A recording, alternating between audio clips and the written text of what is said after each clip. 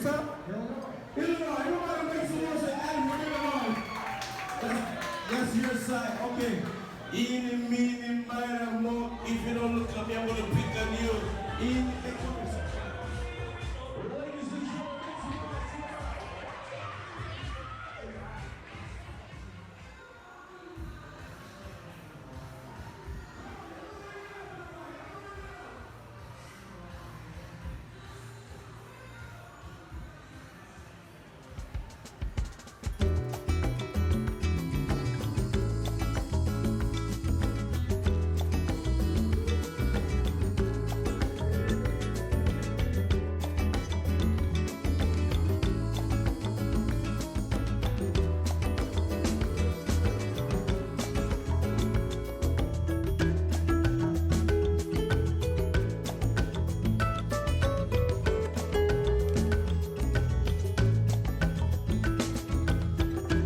Hello everyone, and welcome to another Valley Vlog.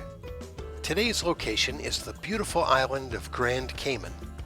And just like most islands in the Caribbean, it's a pretty laid-back place. Our adventure begins at the water's edge, where all the cruise ships tender in. Now this area is fairly touristy, with lots of restaurants and bars and shopping, but since I've already done that part, I figured I'd take some time and soak in the views before I head on to a part of the island that I haven't seen before. This is Georgetown, the capital of the Cayman Islands. One location in the downtown area that I think is interesting is this 150-year-old building that used to be the island's original courthouse, jail, and post office. It's now the Cayman Islands National Museum. I always like to stop by there and see what the latest additions are. And it's also a great opportunity for me to use my 360-degree camera to get a perspective I normally don't see.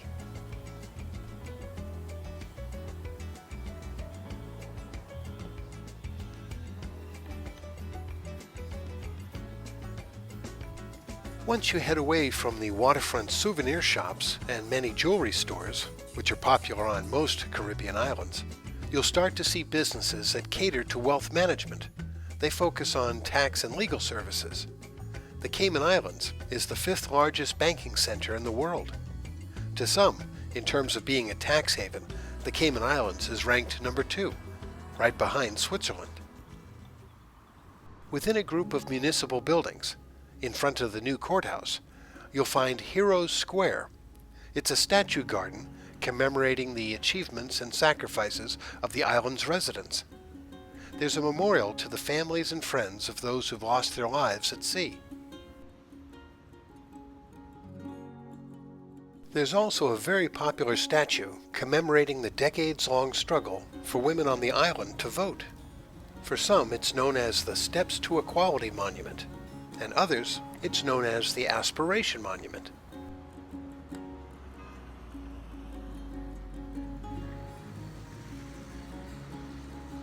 Right across the street from the statue, you'll find a small clock tower.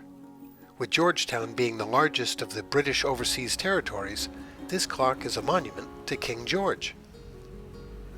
Now with all this walking, I figured a guided tour would be a good change. There's a bunch to pick from, and honestly I didn't care where it went as long as it was near air conditioning. The one thing I knew was that it was going to the town of Hell. I've just entered what we refer to as the slums. You might see a little bit of garbage here and there, but look around you. You're still going to see well-kept homes. You're still not going to see people loitering on the streets. Not even down in here, folks. I soon found out that there were other locations on this tour.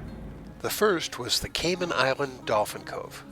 I had no idea what this was, but by the name I assumed I'd see dolphins. And I was right. Now, dolphin shows are not my favorite, but since I was here, I figured it would be a good opportunity to see these beautiful creatures. I was pleased to see that they appeared to be well cared for.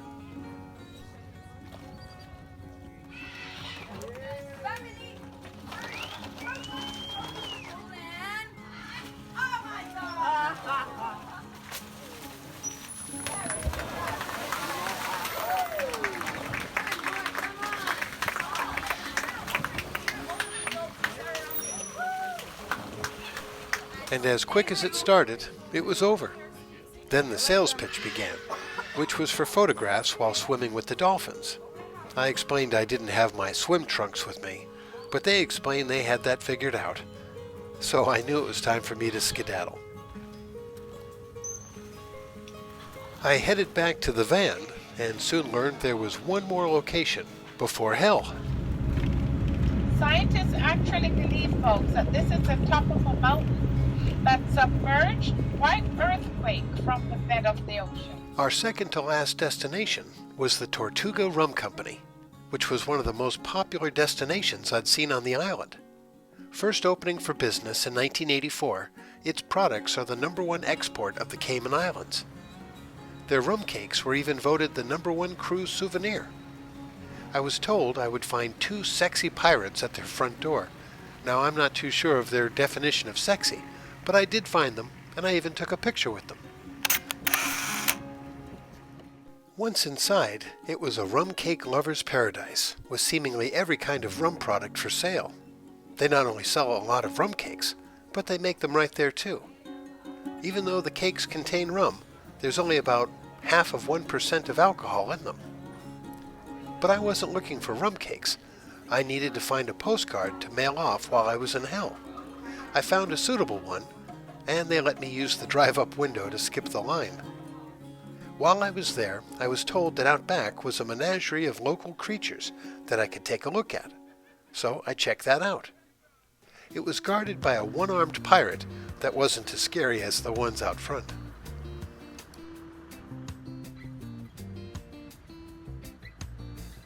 Inside the enclosure, it was a mellow group, appearing well-fed and definitely in the shade, something I was happy to be too. But at that point, I had waited long enough. It was time for the bus to take me to hell, and I was more than ready. Well, we're walking down the street and I'm in hell apparently. So I'm looking for the post office so that I can mail a postcard that has hell on it. Oh, some chickens. Hello, chickens. Well, I found the post office I was told to visit. It was called the Devil's Hangout, but it was closed, and seemingly for some time. The post office had moved. Still, I didn't want to waste the opportunity to stand behind some touristy cutouts. I couldn't figure out which one looked better, so I tried out both.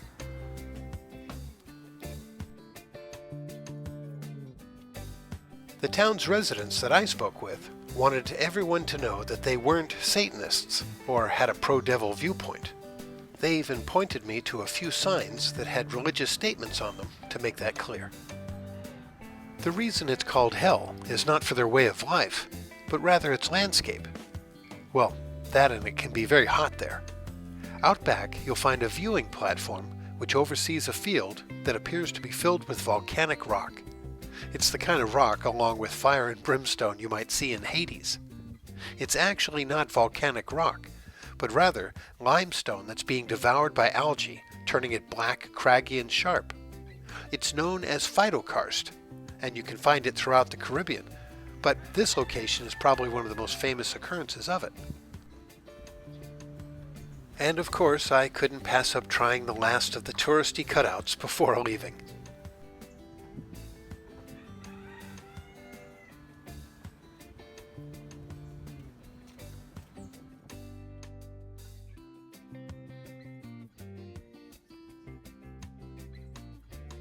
As I started heading back to the bus, I realized I still hadn't found the post office. It was just a short walk down the street. I was able to have my postcard postmarked from hell before it was sent off. I know postcards aren't as popular as they once were, but I still think they're pretty cool and always try to send one off from whatever distant location I'm at. Once back in Georgetown, there's usually 2 places I try to visit before returning to the ship. The first is to visit the nearby tide pools. They even have a ladder for those who'd like to give swimming a try. I'm usually not the only one who enjoys seeing the various sea life. You just have to make sure that you're careful not to trip on the rocks.